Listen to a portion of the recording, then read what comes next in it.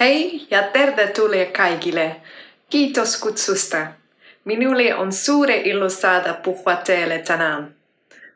Unfortunately, my Finnish doesn't go any further than this, and I must admit there was probably an equal divide in time between practicing these two sentences and the entire rest of my talk. But thank you so much. I am Tine Buffel from the University of Manchester, and I'm really honored today to give this presentation, which focuses on some of the key questions and underlying assumptions that surround the participation of older people in research. And I will do this through reflecting on a project which focused on developing age-friendly communities in low-income neighborhoods in Manchester. And in this project, we used a participatory methodology, one which involved the training of older people to become co-researchers in all aspects of the study. So older people were involved not just as the research target group, but also as experts and actors in the various stages of the research, from the planning to the dissemination of the study. So I will use this project as an illustration to reflect upon both the potential of such a co-production approach for developing community networks, social action and empowerment on the one hand, and the challenges and the risk for increasing exclusion and creating new forms of disempowerment on the other. My talk is structured as follows.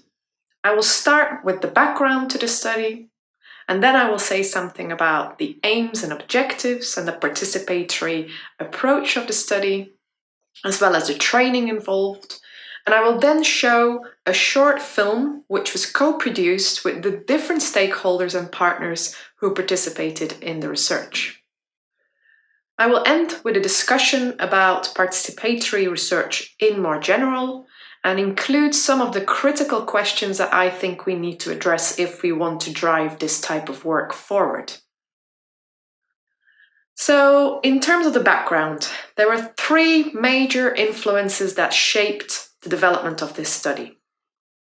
The first relates to the pace of population aging and the increase of the proportion of older persons in society, which to many extents has highlighted the extent to which we need to develop more inclusive and more responsive policies and services.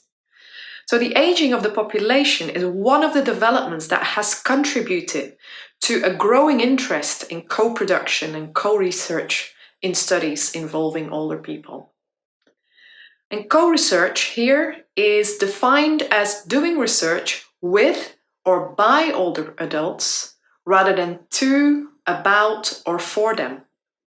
So it is used as an umbrella term to encompass a family of approaches such as participatory, inclusive, emancipatory, collaborative research, all of which reflect a turn towards involving communities in the process of knowledge production. Marsh, for example, a quantitative sociologist who has a research institute named after her at the University of Manchester, the Marsh Institute. She provided a very early example already in 1981 of this approach. And she argued for a radical shift in the relationship between academic and community researchers. She said, and I quote here, that only when a much broader section of society can have a say in research agendas, can have access to the apparatus of social research, and can have some control over the means of information dissemination, only then will subjects of research really be accorded citizenship status. So she says that for a real democratization of social research to occur, there will have to be changes. Not just in the status of the researched, but also in the right to be a researcher.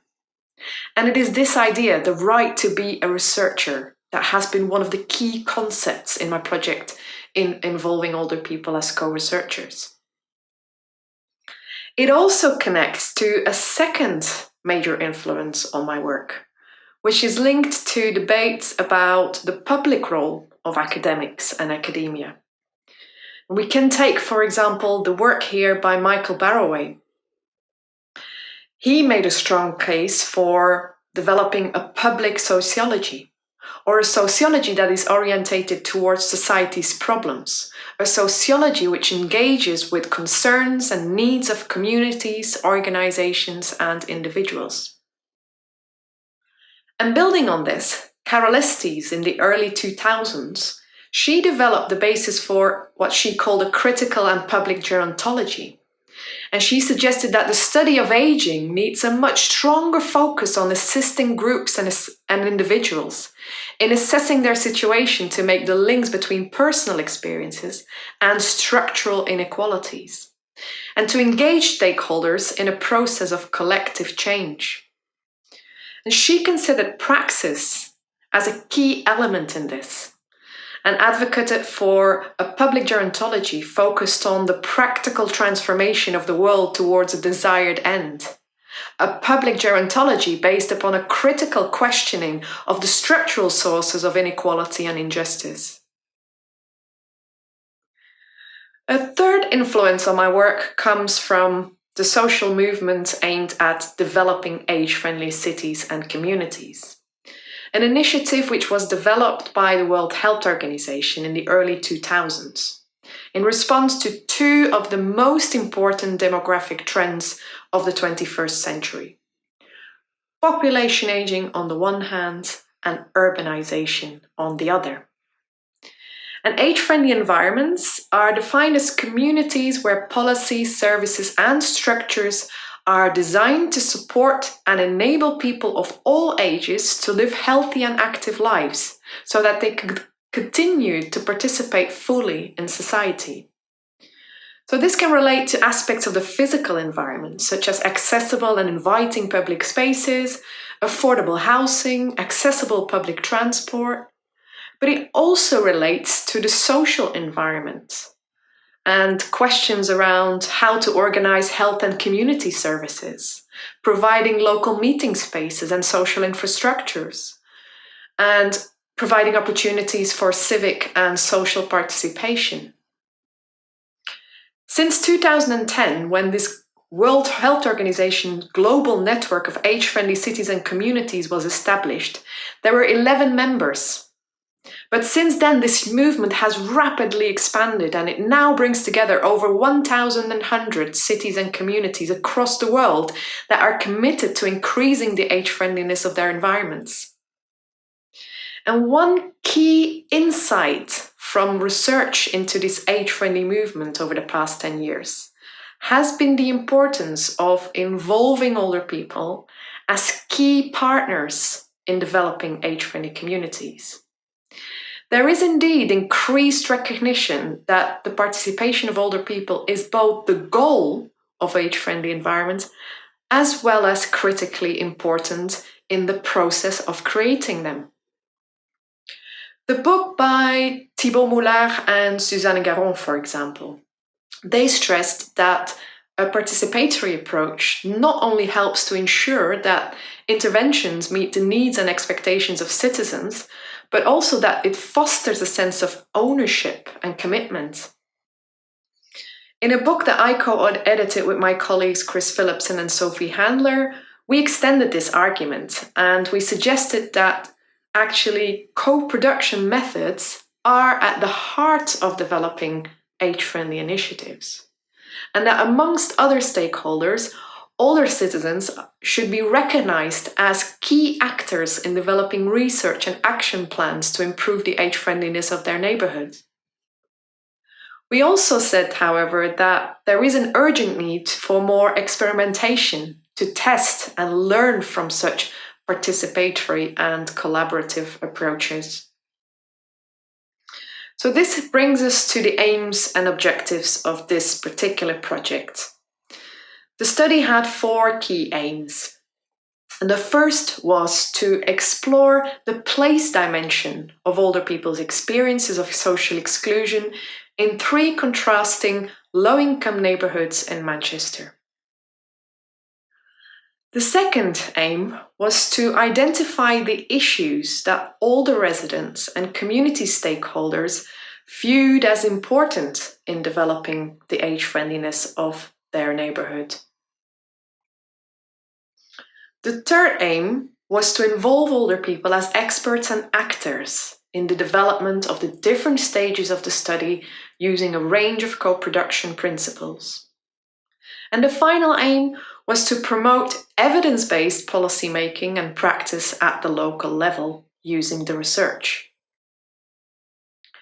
The methodology of the study was designed so that older people were enabled to take a leading role in all phases of the research. From co-designing the research objectives, to collecting data amongst peers, to collectively analyzing the data, as well as translating the findings into policy and practice. And training formed an important part of the study. And this involved a number of interactive workshops to develop the participants' research skills in relation to all the stages of the research cycle. Issues, for example, relating to interview techniques were an important feature of the workshops. And these included discussions and questions around how to ask interview questions, how to listen, how to probe, how to raise sensitive issues, how to pick up cues about when to follow up on something or when to move on.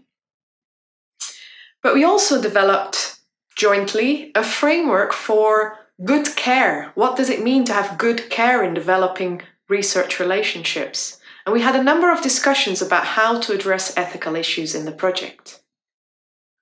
I will now show a short version of a film that was co-produced between the various stakeholders involved in the project.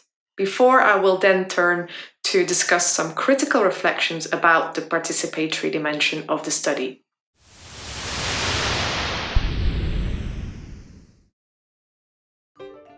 More of us are living in cities. Cities are changing faster than ever, as are the needs of people living in them. Ageing is the big demographic shift. You put that together with urbanisation, you're seeing the two big demographic shifts across the world. Urban populations, more people want to live in cities and grow old in cities. In 15 years' time, at least a quarter of the world's population living in cities is going to be aged 60 and over. But are we ready for this change? Who is representing the older population? Who's actually making sure these people are happy? Who's making sure that they are part of the community? I'm not ready to sit back and just let other people make decisions for me where I live. I want to use the city, but it's not been designed with people like me in mind.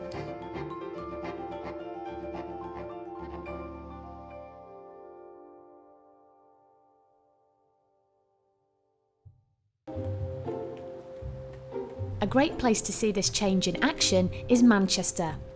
However, adapting to this change is made more difficult by the entrenched inequalities that exist in the city. The experience of aging is very unequal. For some people, aging can create great opportunities. For other people, the experience of aging is much more challenging.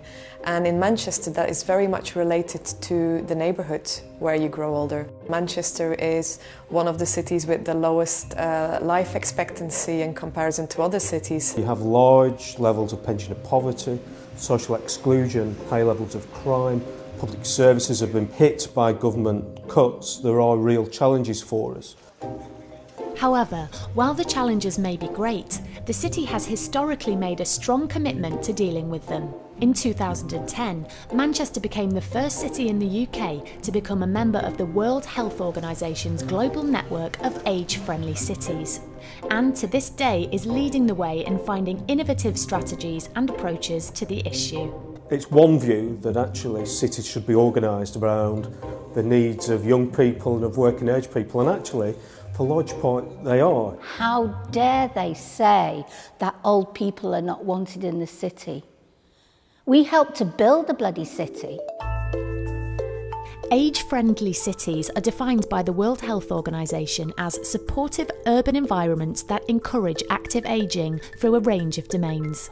As Lord Mayor, I have issued the Lord Mayor's Challenge to organisations and to individuals. Small, incremental changes that help to make life better around transport, around housing, around access to employment, leisure. And that can be as simple as giving up your seats on the bus or the tram, or as complicated as actually rearranging signage in public buildings. This is about making sure that older people feel that the city belongs to them as much as it belongs to everybody else. If you think about it, cities are great places for older people to live because the health services, the housing, the transport system is all on their doorstep. As well as championing an age-friendly approach, the city is also using some innovative measures to address the city's changing needs. Which is where Tine comes in. My name is Tine Buffel and I work in Manchester University on a project called Developing Age-Friendly Cities. The project's aim is to gain a deeper understanding of the issues that older people themselves view as important in developing age-friendly neighbourhoods. 123 people participated in 14 focus groups. But what is really innovative was that the older people themselves then conducted 68 interviews with hard-to-reach older residents about their needs to age well in the community.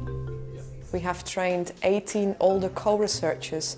These older co-researchers actually went out in their own community, in the neighbourhood where they are living, to recruit what we call the more difficult to reach older people. People who live in social isolation, people who live in poverty. The older co-researchers played a key role in all stages of the research, including the planning, the design, data collection and implementation phases. This is hardly new.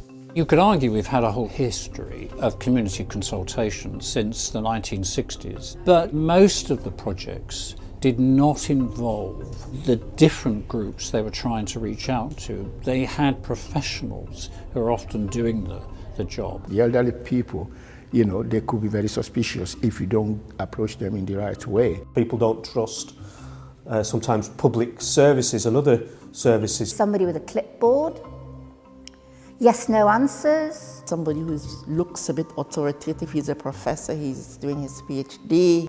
Not willing to spend an hour with you listening, really listening. By recruiting older people as co-investigators, the research was able to gain a more detailed insight into the needs of older residents and get a clearer understanding of the way in which an age-friendly community might be developed. By going to them directly, I was really amazed, you know, by what I heard from some of them. I was really amazed. I couldn't stop them. I thought I know a lot. But they educate me a bit. It's not about wanting information from people because they're a certain age or a certain ethnicity or a certain gender. It's about valuing people for who they are. The gentleman kissed my hands and he said no one has ever asked him his opinions before. And that was, you know, that really touched me. It's fascinating what people tell you. And some of the people that we interviewed, we found were in dire distress and hadn't been able to tell anybody. As well as conducting the research, Tine is training her team of co-researchers to analyse or code the results of the qualitative field research. My name is Elaine. I'm retired, but I'm much more busier than I was when I worked. Today, well, we have been trained in co-researchers, and today I've learned something. We are coding it. It's a kind of analysis of what was said. The older co-researchers are really involved in the data analysis and looking at the data that comes out of the research. It's looking at the paragraph, seeing what comes out to us, and we put names of that paragraph, for example, loneliness or civic duties or things like that. It's very high-powered. It seems simple, but this kind of approach brings data to life and reveals key priority areas that can be targeted by local authorities. So what has it uncovered? Alexandra Park is the second largest park in Manchester, but it has been neglected for years. The whole place is not friendly. People do not feel freely to go and visit it, partly because of security, partly because, it's not conducive to everybody with limited mobility, for example. The park has recently undergone an extensive redevelopment. Some of the co-researchers took part in the planning, putting age-friendly principles into the design, including more accessible paths and improve age-friendly seating, with armrests designed specifically for older people. If you go into that park now, everything was designed with everybody's age concept in mind. As well as the regeneration of public spaces like this, the scheme has identified the need for better local transport, as well as the importance of social meeting spaces within the neighbourhood. The continued success of this project relies heavily on innovative partnerships like the ones seen here in Manchester, between the University of Manchester, the Manchester Institute for Collaborative Research on Ageing, Manchester City Council, and community organisations. Innovative partnerships of people who work together is really the way forward. I'm not worried about the future at all, because I know age-friendly exists. So this was a short version of the film. There is also a longer version available on YouTube if you want to check it out. But in addition to this film, the co-researchers and I also co-produced and co-authored a book about the project. And the book provides an insider's account of the process of peer research. So it provides insights into the experiences of older people as they step beyond the traditional role of consultee or interviewee to the role of being an interviewer and a researcher.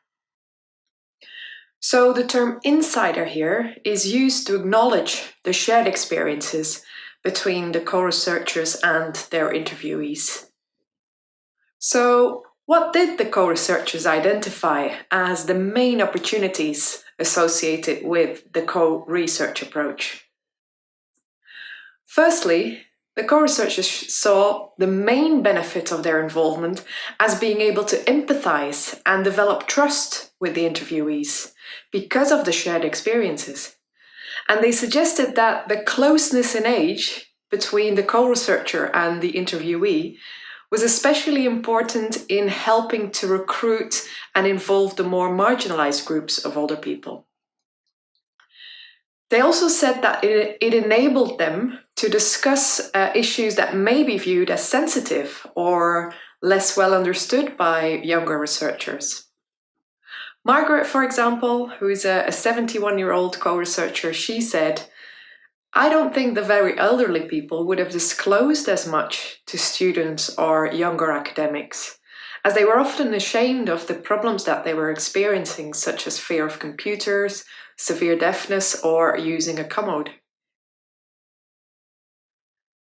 What was important here is that the methodology allowed us to engage with seldom heard groups and get those voices heard and central in the project. One of the co-researchers, Martha, for example, she suggested that the people that she interviewed would have never shared their views with anyone that they didn't know personally.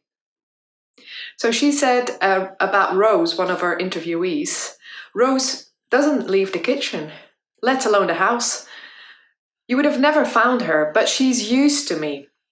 I go and see her for an hour every Saturday as part of her voluntary role for a home visit. And the interview was just an extension of that weekly home visit." Similar observations about engaging with seldom heard voices were also made by co-researchers from ethnic minority groups.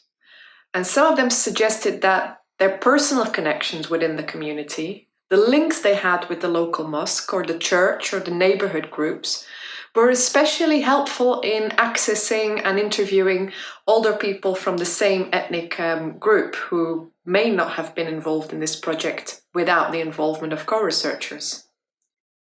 In many ways, in fact, the study showed that older adults are a critically important but highly undervalued natural resource in their communities. And the project showed that older people often bring highly valuable skills, which have the potential to bring tangible improvements for the communities in which they live. Following their engagement and the involvement in the study, for example, some of the co-researchers developed as true ambassadors of the co-production model And they promoted the age-friendly approach to a range of activities, from contributing to developing policies at the local level. Some of them spoke at international and national conferences. Others went on to participate in new research projects, but many of them had contributed to long-term changes within the community. Just to take one example here, before the start of the research project, the local 85A bus service was cut due to funding pressures. And the research identified that this was a major problem for all the residents who used this bus service to visit family or friends or go to the doctors or the pharmacy or the nearest hospital. And the co-researchers played a key role here in campaigning for the successful restoration of the bus service. And the residents dubbed the A in 85A into the age-friendly bus service. But despite these opportunities, there's also a number of challenges and limitations that were associated with a co-production approach. And there are three here that require further attention here. The first is related to issues around empowerment and the risk of reproducing inequalities. The second is linked to engaging with the different stakeholder groups. And the final one is linked to issues around impact and sustainability.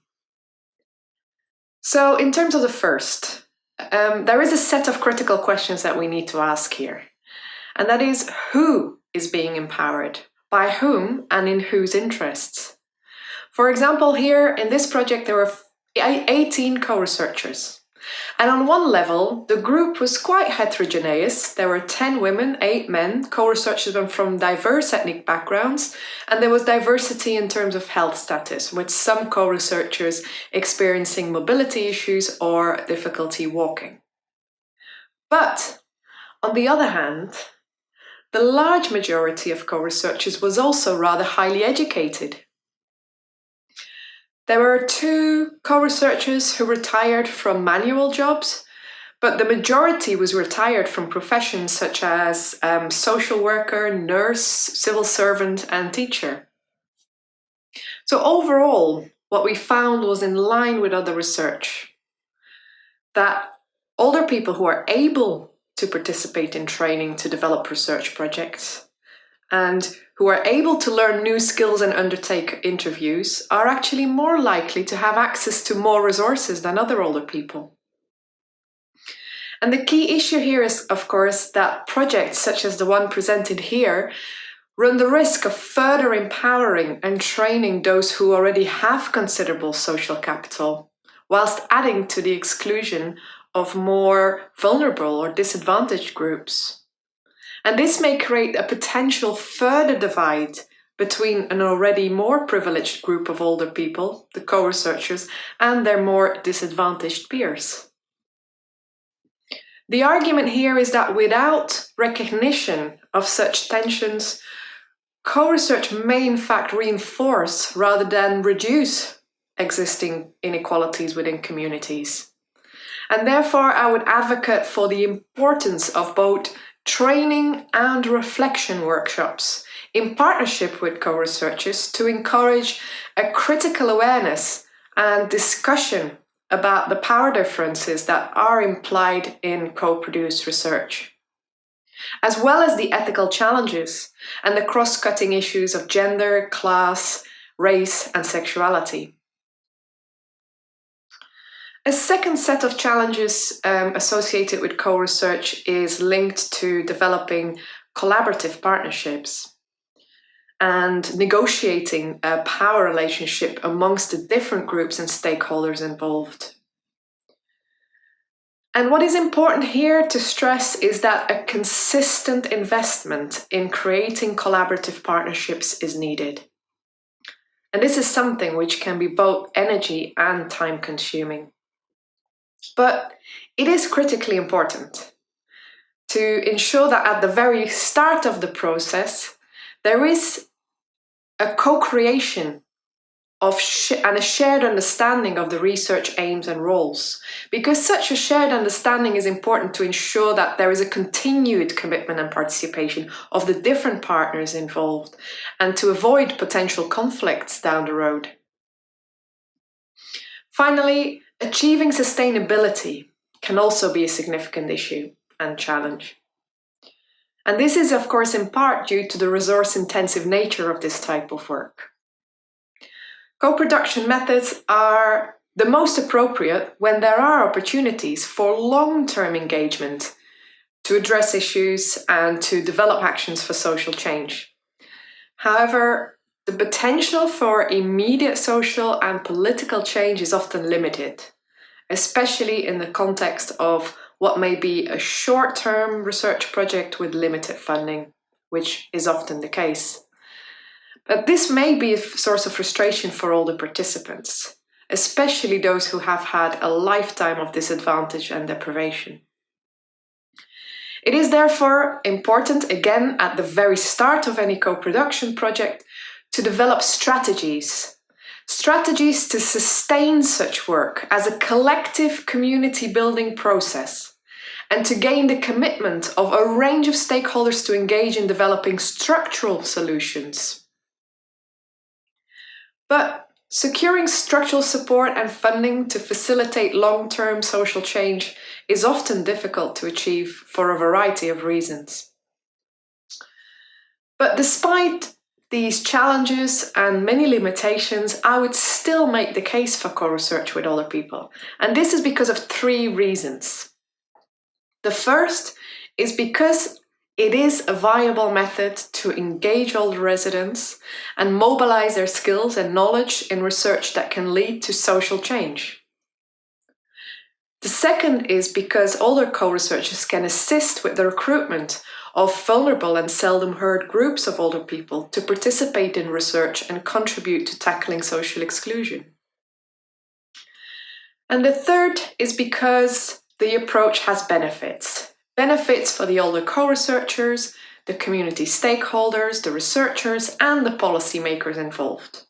Because it provides a forum for exchange, a forum for social engagement and mutual learning.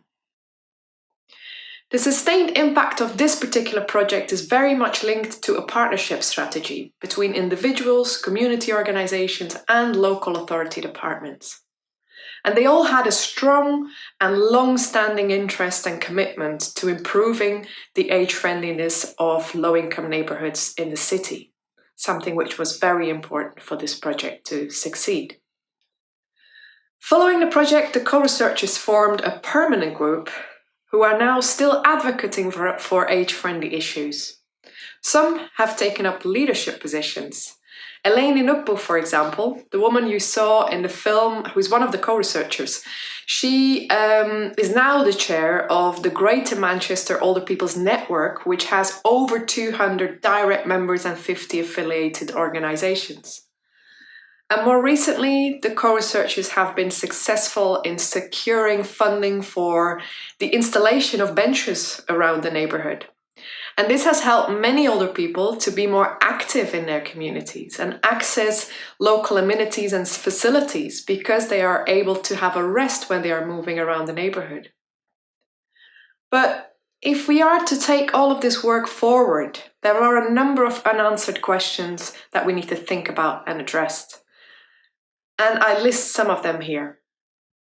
For example, to what extent do co-production methods contribute new knowledge about older people's experiences to their neighborhood? How can we involve the most excluded groups of older co-researchers in such projects? And how can we develop co-production projects beyond the neighborhood level? And finally, how do we do participatory research with older people at times of physical distancing with face-to-face contact restricted? These are just a couple of questions and I will leave it here, but I would like to thank you so very much for listening and I will look forward greatly to have a discussion with you all. Thank you so much.